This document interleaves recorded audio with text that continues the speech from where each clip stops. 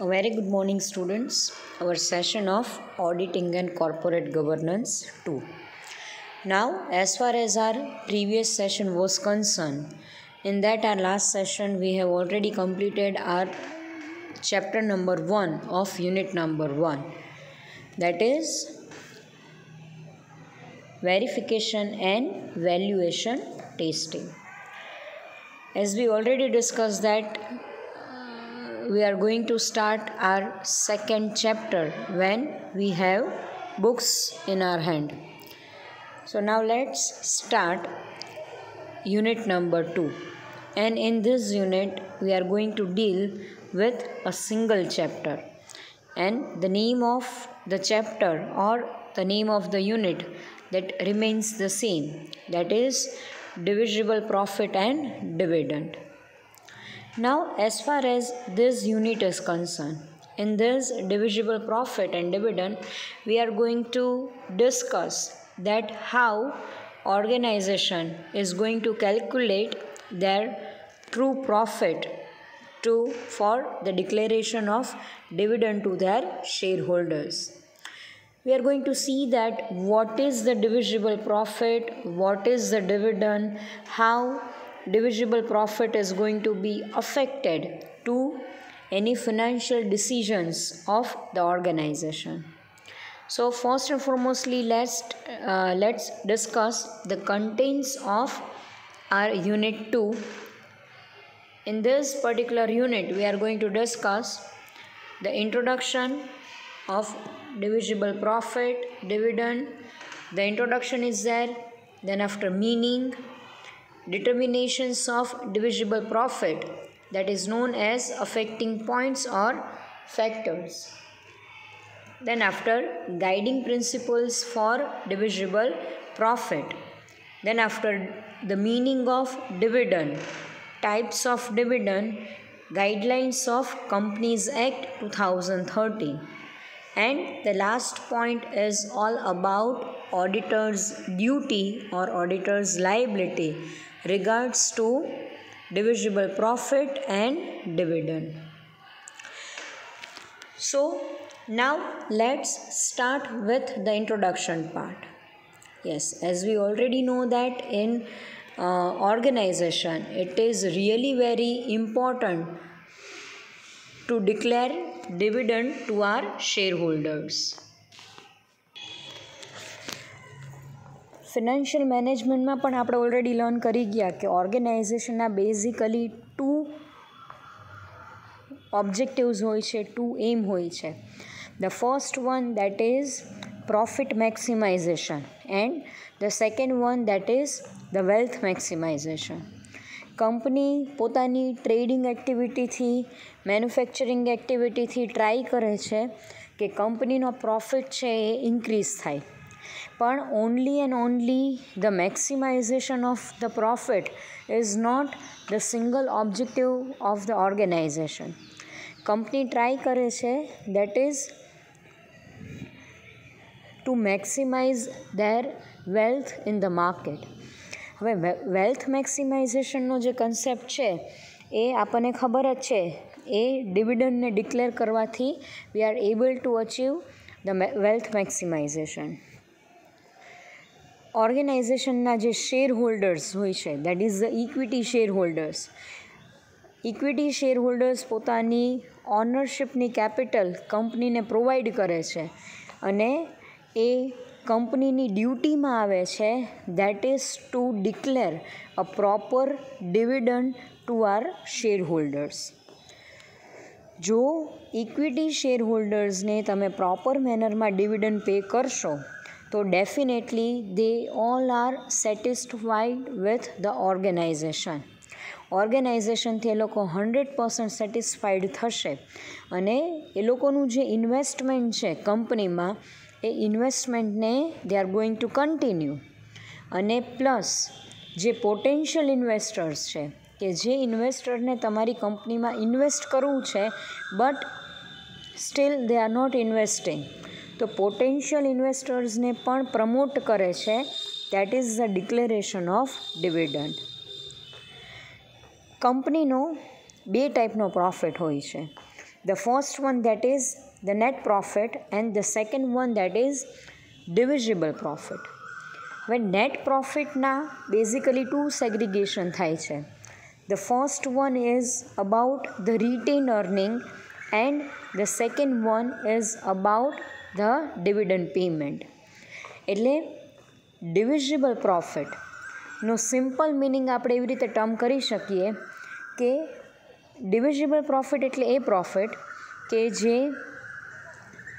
Divide કરવા માટે, જે ડિસ્ટ્રીબ્યુટ કરવા માટે કંપની પાસે અવેલેબલ હોય છે, that profit is known as divisible profit. Organization એના નેટ પ્રોફિટ ઉપર વધારે પડતું ફોકસ કરે છે, કારણ કે નેટ પ્રોફિટમાંથી retain earning, that is ploughing back of પ્રોફિટનું ડિસિઝન કંપની લે છે. રિટેન અર્નિંગનો કન્સેપ્ટ આપણને ખબર જ છે. Retain earning means when the organization is using their own profit in their own organization. એટલે ઓર્ગેનાઇઝેશનના પ્રોફિટનો ઓર્ગેનાઇઝેશનમાં જ રીયુઝ કરવો, that is the concept of written earning. હવે કંપની 100% રિટેન અર્નિંગ પણ નથી કરતી અને કંપની 100% ડિવિડન્ડ ડિસ્ટ્રીબ્યુટ પણ નથી કરતી. કંપની પોતાના ઓર્ગેનાઇઝેશનની ફિનાન્શિયલ રિક્વાયરમેન્ટના બેઝિસ ઉપર they are taking the decisions. કંપનીમાં જો ફિનાન્સની રિક્વાયરમેન્ટ મેક્સિમમ હશે અને એક્સટર્નલ સોર્સમાં કંપનીને મેક્સિમમ ઇન્ટરેસ્ટ પે કરવું પડશે, then definitely company will go with the retained earning. But if the requirement is there in the organization, but the external sources, they are providing finance at the lower rate, then definitely company will go with the external finance. અને કંપની પોતાનું જે profit છે એ by way of dividend distribute કરી દેશે. એટલે particular આ યુનિટમાં આપણે એ જ ફોકસ કરવાનું છે કે કંપની કઈ કઈ સિચ્યુએશનમાં ડિવિડન્ડ ડિક્લેર કરે છે અને કંપની ડિવિડન્ડનું જે કેલ્ક્યુલેશન છે એ કયા બેઝિસ ઉપર કરે છે. એટલે ડિવિઝિબલ પ્રોફિટ અને ડિવિડન્ડ એ બંનેમાં ફેર છે. Divisible profit means the profit which is available for the distribution, and dividend means when you are actually paying dividend to your shareholders. Suppose company પાસે 3 કરોડનો પ્રોફિટ છે, after paying tax, after paying interest to the debenture holder, after paying dividend to preference share holders. હવે remaining profit જે છે that is about 3 crores. So that 3 crore is known as divisible profit. But if the organization is paying 2 crores by way of dividend and 1 crore is about the retained earning, then this 2 crore is known as dividend and 3 crore is known as profit available for the distribution. So આટલું આપણે concept એના clear કરીએ. what is dividend, what is divisible profit and why this decision about the divisible profit is required. Now let's see the introduction part. Profits available for dividend to shareholders are known as divisible profit.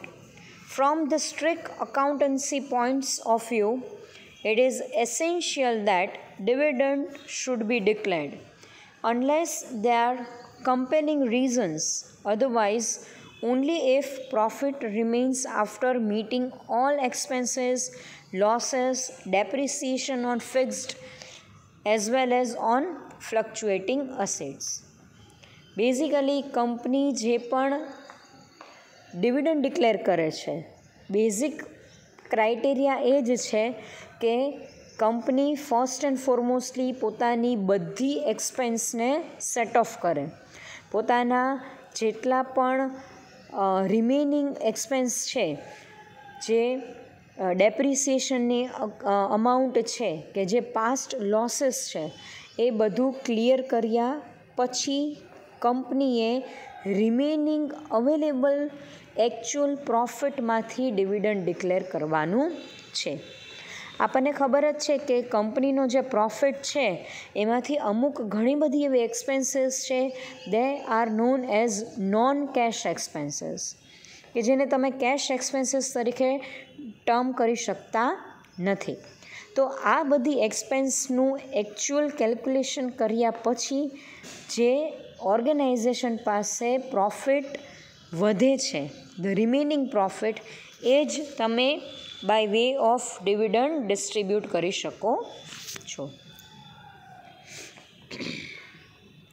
The taxation is there, writing off past losses and after transferring at least legally minimum amount to reserve.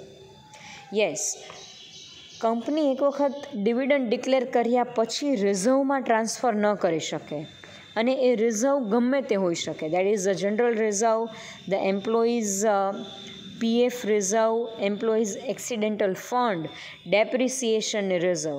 એટલે કોઈ પણ કંપનીની રિઝર્વમાં particular અમાઉન્ટને transfer કર્યા પછી જ organisation છે એ dividend declare કરે છે.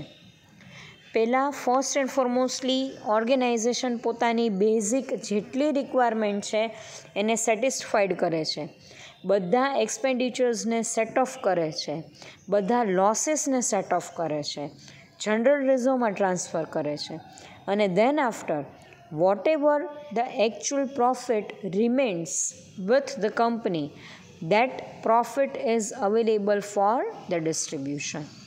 તો આપણે આ કન્સેપ્ટને ક્લિયર કરશું કે કંપની કઈ કઈ સિચ્યુએશનમાં ડિવિડન્ડ ડિક્લેર કરે છે.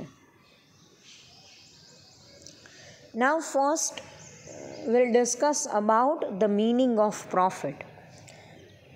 જે ટ્રેડિંગ એક્ટિવિટી કરે છે, જે મેન્યુફેક્ચરિંગ એક્ટિવિટી કરે છે, એ લોકો પ્રોફિટ મેક્સિમાઇઝેશનના કન્સેપ્ટથી જ એક્ટિવિટી કરે છે.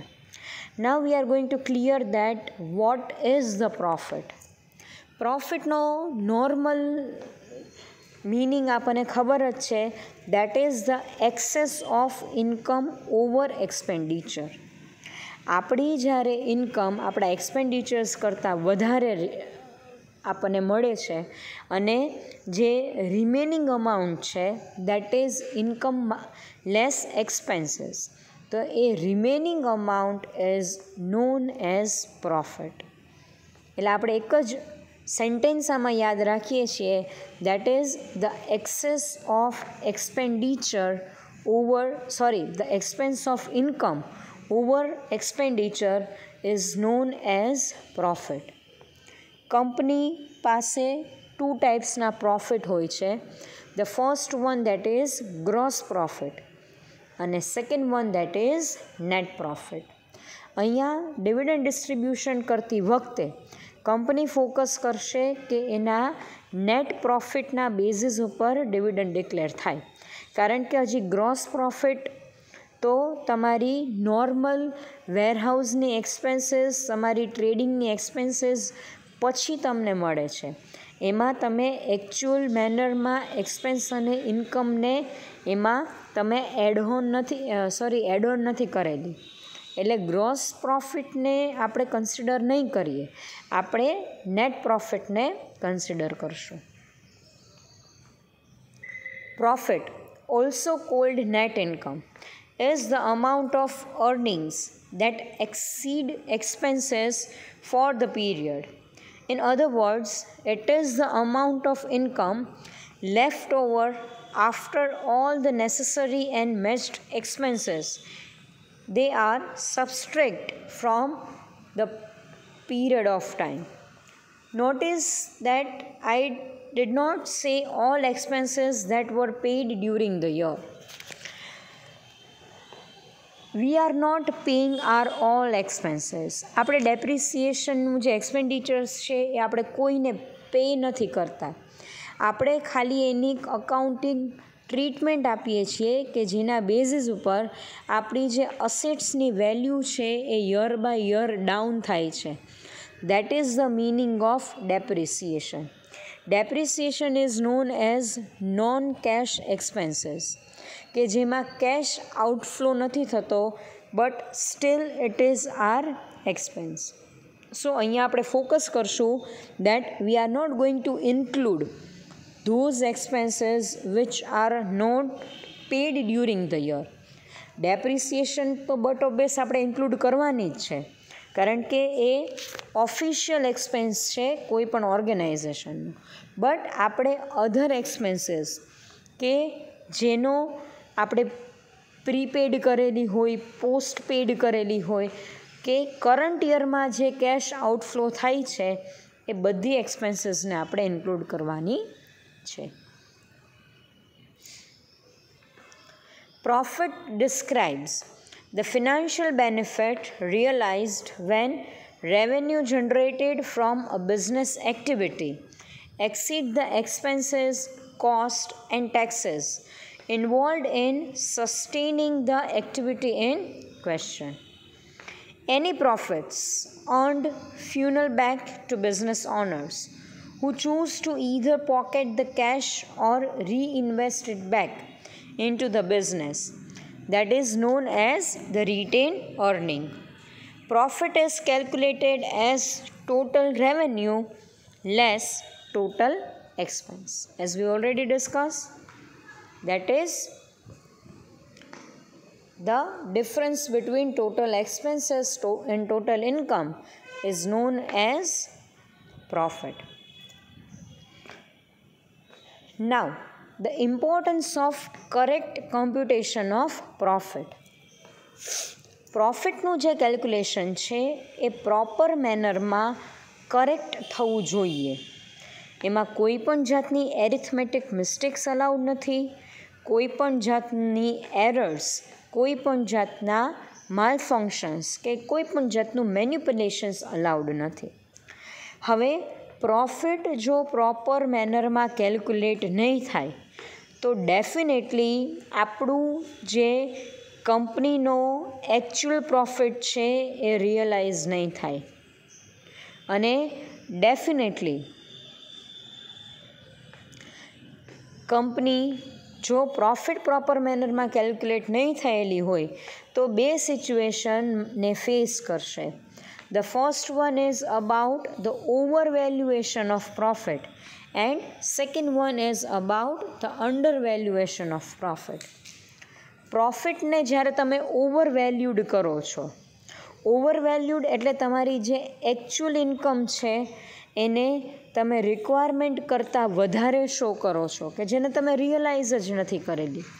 તમારા જે એકચ્યુઅલ એક્સપેન્સ છે એને તમે લો કેલ્ક્યુલેટ કરો છો એટલે તમારી જે ઇન્કમ છે એ ઇન્ક્રીઝ થઈ જાય.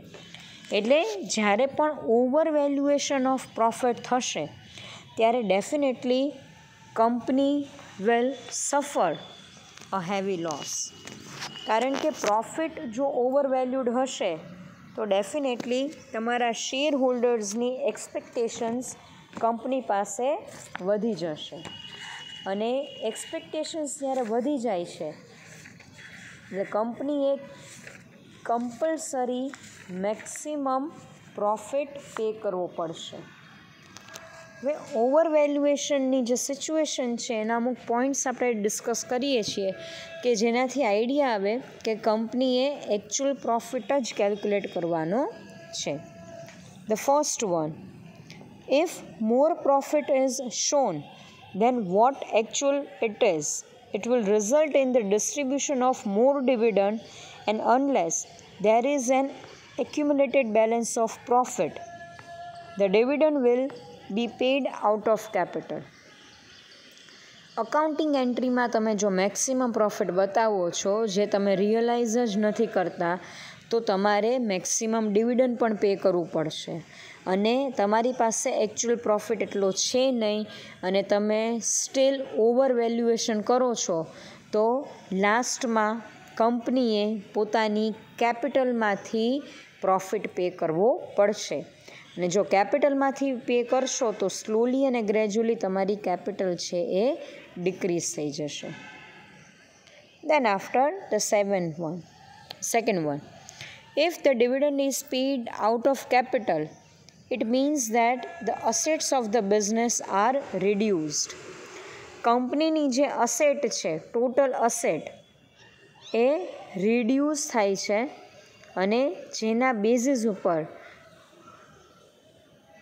કંપનીની જે કેપિટલ છે એ ટોટલ મેનરમાં ડિક્રીઝ થશે, જે અકાઉન્ટિંગ પ્રિન્સિપલમાં અલાઉડ નથી.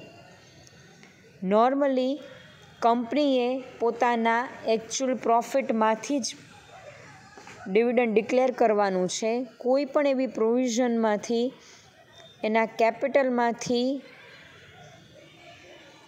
ડિવિડન્ડ ડિક્લેર કરવાનું થતું નથી.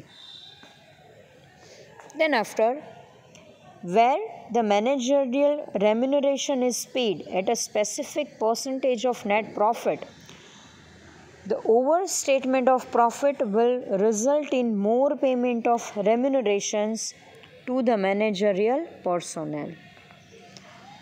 ઓર્ગેનાઇઝેશનના જે મેનેજર્સ છે, ઓર્ગેનાઇઝેશનના જે બોર્ડ ઓફ ડિરેક્ટર્સની ટીમ છે, એને કંપની પ્રોફિટમાંથી રેમ્યુનરેશનનો શેર પ્રોવાઈડ કરે છે.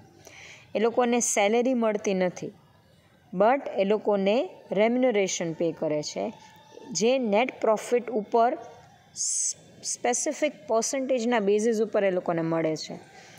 એટલે જો કંપની પ્રોફિટને ઓવરવેલ્યુડ કરશે તો ડેફિનેટલી તમારા મેનેજરિયલ પર્સોનેલને તમારે મેક્સિમમ રેમ્યુનરેશન પે કરવું પડશે, કે જે એકચ્યુઅલી રિયલાઇઝ થતું જ નથી.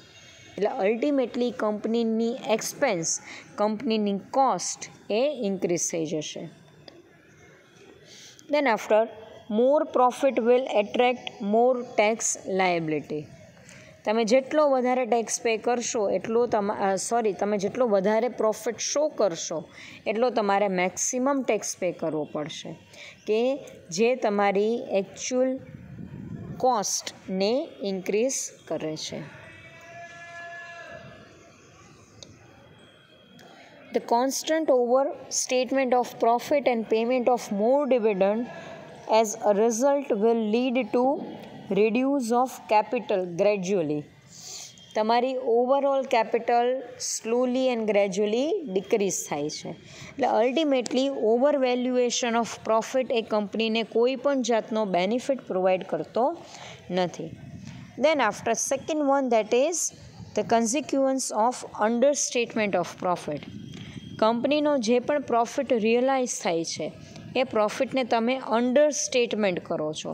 એટલે કંપનીનો પ્રોફિટ કદાચ 10 કરોડ થતો હોય, પણ કંપની અકાઉન્ટિંગ ટ્રીટમેન્ટના બેઝિસ ઉપર એને ખાલી 7 કરોડ જ શો કરે છે. So that is the under valuation of the profit. હવે એના આપણે રિઝલ્ટનું ડિસ્કશન કરીએ, એના કન્સિક્વન્સનું ડિસ્કશન કરીએ. તો first one, if the profit are understated, then the shareholder will be deprived of dividend to which they are entitled. Undervaluation of પ્રોફિટમાં company proper મેનરમાં પોતાના શેર હોલ્ડર્સને ડિવિડન્ડ પે નથી કરી શકતી, કે જેની એકચ્યુઅલી એને રિક્વાયરમેન્ટ હોય છે. Then after, by showing less profit, secret reserve will be created. Company secret રિઝર્વને ક્રિએટ કરે છે by showing the less profit. Then after, third one, the great disadvantages of disclosing less profit is that the reputation of the company will be declined. કંપનીની જે overall reputation છે એ decrease થાય છે by showing the less profit. એટલે માર્કેટમાં ઓર્ગેનાઇઝેશનની goodwill છે that will be very low. એટલે અલ્ટિમેટલી ઓવર વેલ્યુએશન અને અંડર વેલ્યુએશનની સિચ્યુએશન કંપની માટે અને શેર હોલ્ડર માટે પ્રોપર મેનરમાં કોઈ પણ બેનિફિટ્સ ગેઇન કરતી નથી.